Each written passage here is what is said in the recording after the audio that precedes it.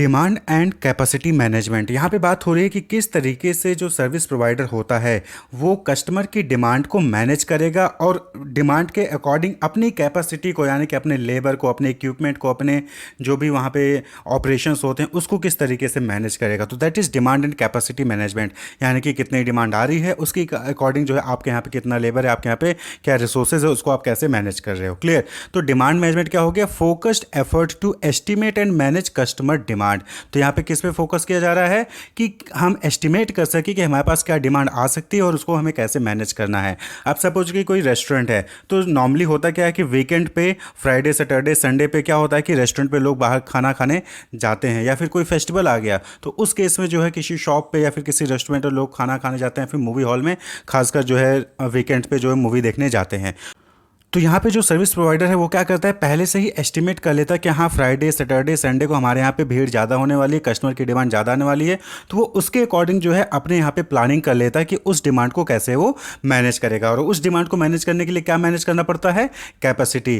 Clear. इसीलिए दोनों को एक ही साथ हम करते हैं। डिमांड को मैनेज करने के लिए हमें अपनी कैपेसिटी को मैनेज करना पड़ेगा within the intention of using this information to shape operating decision. यानी कि जो डिमांड मैनेजमेंट हम कर रहे हैं, जहाँ पे हम डिमांड को फोरकास्ट कर रहे हैं, एस्टिमेट कर रहे हैं, वो किस पर्पज से कर रहे हैं? जिससे कि हम अपनी ऑपरेटिंग डिसीजन को सेव कर सकें, अपनी ऑपरेटिंग डिसीजन से रिलेटेड हम डिसीजन ले सकें। अब सपोज करिए कि किसी रेस्टोरेंट में 50 चेयर एंड टेबल्स हैं, यानी कि 50 कस्टमर्स जो है वो बैठ के एक साथ खाना खा सकते हैं, लेकिन डिमांड आई और उस दिन जो है आपके यहाँ पे एम्प्लॉय कम है, तो अब आपको जो है उसको मैनेज करना पड़ेगा कि पता है आपको कि सैटरडे को 50 कस्टमर आएंगे, उसके लिए आपको एटलीस्ट 20 वेटर्स चाहिए, तो 20 वेटर्स नहीं हो पाए तो आपको उस चीज़ को अरेंज करना पड़ेगा, तभी आप उस डिमांड को मैनेज कर पाओगे। नहीं तो जो है कस्टमर्स ज़्यादा हो जाएंगे, आपके यहाँ पे कैपेसिटी कम हो जाएगी और फिर आप जो है सही से कस्टमर को डील नहीं कर पाओगे। तो ये क्या है? डिमांड में एक प्लानिंग मेथोडोलॉजी है, यानी कि यहाँ पे क्या करो, आप एस्टिमेट करते हो और उसके अकॉर्डिंग फिर अपनी कैपेसिटी को मैनेज करते हो, जिससे कि आप डिमांड को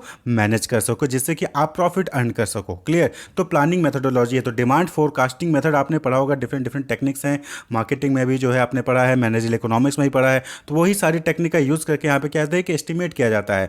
ट्रेंड खास करके यहाँ पे क्या देखा जाता है? ट्रेंड देखा जाता है कि नॉर्मली फेस्टिवल्स हो गया या फिर वीकेंड्स हो गए, तो यहाँ पे क्या होता है कि डिमांड बढ़ जाती है। जैसे हिल स्टेशंस, तो हिल स्टेशंस में समर टाइम में, जो गर्मी की टाइम होती है, उस टाइम में हिल स्टेशन में जो होटल्स की डिमांड है, रेस्टोरेंट की डिमांड है, वो बढ़ जाती है। क्लियर। तो उस वक्त उनको जो है उस चीज़ को मैनेज करना पड़ता है, तो उस वक्त उनको लेबर्स की रिक्वायरमेंट ज़्यादा पड़ती है, उनको स्पेस की, फैसिलिटी की रिक्वायरमेंट ज़्यादा पड़ती है। That is demand management. तो it is use to forecast and plan how to make demand for service and product. Clear. तो डिमांड मैनेजमेंट के अलग अलग तरीके हैं। जैसे पहला है कम्युनिकेशन। आप सपोज करिए कि आप जो है एक नाई की दुकान पे जाते हैं, तो क्लियर, तो वहाँ पे आप देखते हैं कि दो जो है बाल काटने वाला बैठा हुआ है और सामने जो है दोनों कस्टमर, दो चेयर हैं, दोनों ऑक्यूपाइड हैं। तो वहाँ पे क्या होता है कि जो बाल काटने वाला होता है वो क्या करता है, आपसे कम्युनिकेट करता है कि सर आप जो है 12 बजे आ जाइएगा, 12 बजे खाली रहेगा, आप जो है आपको आसानी से सर्विस प्रोवाइड हो जाएगी, आपको आसानी से सर्विस मिल जाएगा। तो दैट इज़ कम्युनिकेशन।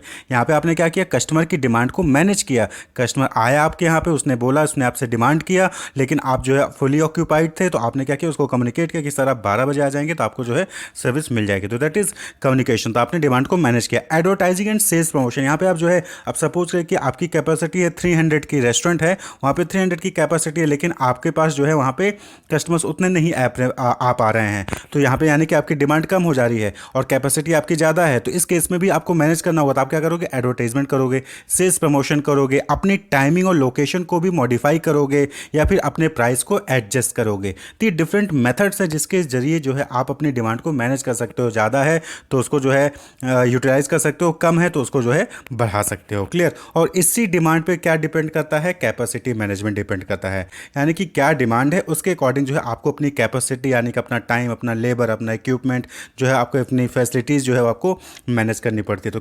तो capacity management refers to the actions of ensuring a business maximize its potential activities and output at all time and under all condition to ultimately achieve maximum profit। तो capacity management किस चीज़ को refer करता है कि जो business है वो अपने पोटेंशियल एक्टिविटीज़ को मैक्सिमाइज करता है, आउटपुट को मैक्सिमाइज करता है हमेशा, all time and all condition, सभी कंडीशंस में, चाहे डिमांड कम हो चाहे डिमांड ज़्यादा हो, वो अपनी कैपेसिटी को, अपनी पोटेंशियल एक्टिविटीज़ को, आउटपुट को मैक्सिमाइज करता है, जिससे कि उसको ज़्यादा से ज़्यादा प्रॉफिट हो सके। तो that is capacity management, managing the available capacity to ensure that resources are used optimally. यानी कि जो आपके पास अवेलेबल कैपेसिटी है उसको इस तरीके से यूज़ करना कि जिससे आप उसका मैक्सिमम यूटिलाइजेशन कर ले रहे हो, मैक्सिमम प्रॉफिट जनरेट कर ले रहे हो। तो that is called capacity management. यानी कि आपके पास जितने भी लेबर हैं, आपके पास जो भी इक्विपमेंट है, आपके पास जो भी टाइमिंग है, आप उसको इस तरीके से यूज़ कर रहे हैं कि ज़्यादा से ज़्यादा काम करके और ज़्यादा से ज़्यादा प्रॉफिट आप जो है अर्न कर सकते हैं।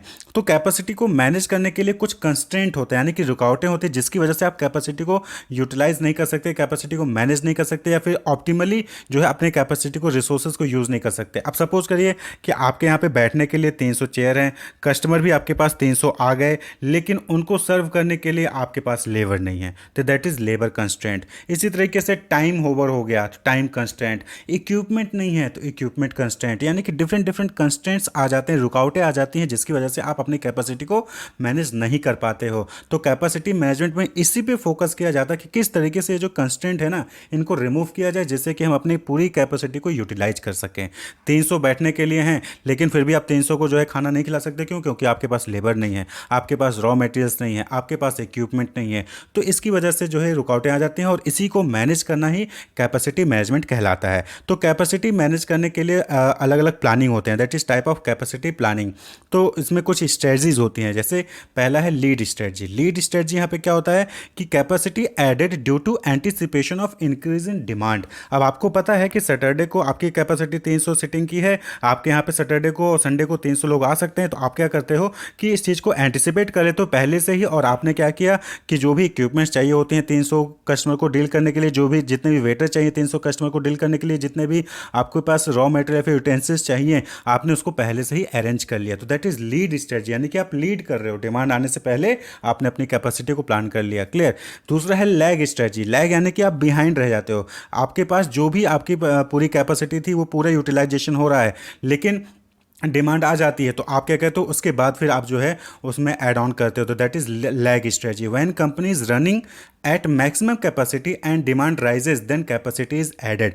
यानी कि सपोज कि 300 की कैपेसिटी थी आपको, और आपने 300 यूटिलाइज कर रहे थे, लेकिन और डिमांड वहाँ पे आ गई, तो आपने क्या किया कि आपने और कैपेसिटी ऐड कर ली और लोगों को बुलवा लिया। अब सपोज कि घर बन रहा है, तो घर बन रहा है तो जो लेबर्स होते हैं वहाँ पे क्या होता है कि 10 या 20 लेबर्स हैं, एक मशीन किया जा रहा है, एक मशीन यूज़ किया जा रहा है। आपने पता चला कि 5 लेबर खाली बैठे हैं और घर बनाना है, तो आपने क्या किया, एक मशीन और मंगवा लिया, और जो 5 लेबर खाली थे उनको उस मशीन पे भेज के और काम जल्दी करवा लिया। तो लैग स्ट्रेटजी। क्लियर? तो यहाँ पे क्या हो रहा है कि मैक्सिमम कैपेसिटी यूज़ हो रही थी, लेकिन फिर आपको डिमांड बढ़ी तो आपने क्या किया, एक्स्ट्रा इक्विपमेंट, एक्स्ट्रा लेबर आपने जो है बढ़वा लिया। क्लियर? तीसरा है मैच स्ट्रेटजी। मैच स्ट्रेटजी में जैसे जैसे रिक्वायरमेंट हो रही है वैसे वैसे आप जो है कैपेसिटी को ऐड कर रहे हो। Capacity added in small quantities according to change in market demand. Next है कि किस तरीके से जो है आप कैपेसिटी को मैनेज कर सकते हो, क्या स्ट्रेटजीज यूज़ कर सकते हो। क्लियर? तो इसमें जो है सपोज कि आपके पास डिमांड ज़्यादा आ गई, आपके पास एम्प्लॉय नहीं है, तो आप क्या कर सकते हो, employment of part time employees. आप जो है पार्ट टाइम एम्प्लॉयज़ को जो है एम्प्लॉयमेंट दे दीजिए, कि आपको पता है कि हर सैटरडे संडे जो ही सिर्फ डिमांड ज़्यादा होती है, तो आपने सैटरडे संडे के लिए 2 दिन के लिए जो है अपने एम्प्लॉय को हायर कर लिया। Sharing of capacity. क्लियर? आपको पता है कि बगल में ग्राउंड खाली है, आपके पास सैटरडे संडे को भीड़ ज़्यादा हो जाएगी, तो आप जो है बगल वाले की कैपेसिटी को यूज़ कर लीजिए, बगल वाले की जो भी रिसोर्सेज हैं, बगल वाले का जो भी इक्विपमेंट है उसको यूज़ कर लीजिए। जब उसको जरूरत पड़ेगी तो आप उसको जो है दे सकते हैं। क्लियर? तो डिमांड को मैनेज करने के लिए अपनी कैपेसिटी को आप मैनेज कर रहे हो। डिमांड 300 की आ गई, आपके पास कैपेसिटी सिर्फ 200 की है, तो आपने क्या 100 के लिए बगल वाले की कैपेसिटी को यूज़ कर लिया। Cross training. आप क्या है मल्टीपल जॉब परफॉर्मेंस के लिए जो है एम्प्लॉय को ट्रेनिंग दीजिए। ये नहीं कि एम्प्लॉय आपका जो है डिलीवरी बॉय है तो सिर्फ डिलीवरी का काम आता है, नहीं, उससे वेटर का भी काम सिखा दीजिए। तो ये क्या है, क्रॉस ट्रेनिंग, यानी कि जब भी उसकी जरूरत पड़े तो उसको जो है दूसरे जॉब में भी यूज़ किया जा सके। इसी तरीके से स्ट्रेच एग्जिस्टिंग कैपेसिटी, यानी कि जो आपकी एग्जिस्टिंग कैपेसिटी है उसको बढ़ाइए, टाइम को एक्सटेंड कर दीजिए। ठीक है? हो सकता है कि आपके पास सुबह कस्टमर कम आते हैं, तो आप जो है सुबह को टाइम लेट करिए और रात को टाइम को ज़्यादा देर तक डिले कर दीजिए। लेबर को एक्सटेंड करिए, स्ट्रेच करिए, यानी कि बढ़ाइए। लेबर को 5 ही हैं तो आपको 10 कर दीजिए। फैसिलिटीज़ को बढ़ाइए, एक ही स्टोर रूम है, 2 स्टोर रूम और कर लिए, 3 स्टोर रूम, या फिर आपने मल्टीपल और ब्रांचेज ओपन कर लिए। क्लियर? इक्विपमेंट्स को बढ़ाइए जिससे जो है आप सभी कस्टमर्स को डील कर सकें। तो ये डिफरेंट स्ट्रेटजीज हैं जिसके जरिए आप जो है कैपेसिटी को मैनेज कर सकते हैं on the basis of demand. जितनी डिमांड है उसके हिसाब से आपको अपनी कैपेसिटी को भी मैनेज करना पड़ेगा। तो अगर देखें तो डिमांड और कैपेसिटी मैनेजमेंट में क्या स्टेप्स फॉलो किया आपने? 3 स्टेप। यहाँ पे सिर्फ 3 स्टेप ही है जो आप कर रहे हैं। पहला, what demand do I have. आपको पहले अपने डिमांड को मैनेज करना होगा, यानी कि आपको ये जानना होगा कि आपका डिमांड कितना है, आपके पास क्या डिमांड है। उसके बाद, how much capacity do I need. उस डिमांड को फुलफिल करने के लिए आपको कितनी कैपेसिटी की रिक्वायरमेंट है, आपको कितने लेबर, कितना टाइमिंग, क्या इक्विपमेंट, कितनी रिक्वायरमेंट है। उसके बाद है, what resources do I require. यानी कि क्या आपके पास था और क्या आपके पास अभी चाहिए, उसको जो है आप एक्वायर करिए और फिर आप जो है अकॉर्डिंगली डिमांड को मैनेज कर सकते हैं। Wish you all the best, keep watching.